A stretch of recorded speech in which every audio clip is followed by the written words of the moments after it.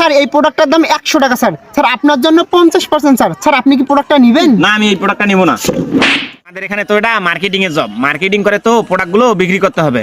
মনে করো তোমার এখানে চাকরিটা হয়ে গেল, তাহলে তুমি এই পাউডারটা আমার কাছে বিক্রি করে দেখাও তো। Okay sir. স্যার আসসালামু আলাইকুম স্যার। স্যার আমি অফিসিয়ালের পক্ষ থেকে একটা প্রোডাক্ট নিয়ে আসছি স্যার।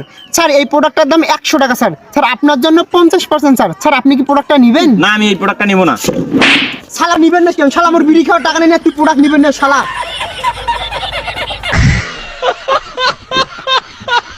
এই ছেলে, তুমি তো মনে হয় এতক্ষণে বুঝে গেছো আমাদের এটা মার্কেটিং এর জব। আমাদের মার্কেটে মনে করো অনেক টাকা পড়ে আছে, ওই টাকাগুলো তুমি কিভাবে তুলবা? কেন স্যার, যার কাছে আমরা টাকা পাবো তাকে আমি বারবার বুঝাবো, যদি না বুঝে সেক্ষেত্রে আমরা আইনের ব্যবস্থা নিব। ও আচ্ছা, তাহলে তো তোমার কথা যুক্তি আছে। তাহলে তুমি কেমনে টাকাটা তুলবা? স্যার তাইলে আমি আপনাকে একটু প্র্যাকটিক্যালি দেখে দেই। আচ্ছা ঠিক আছে, দেখাও দেখি। এই দোকানদার, এই টাকা দে, টাকা দে। এই তুই টাকা দে, টাকা দে তুই।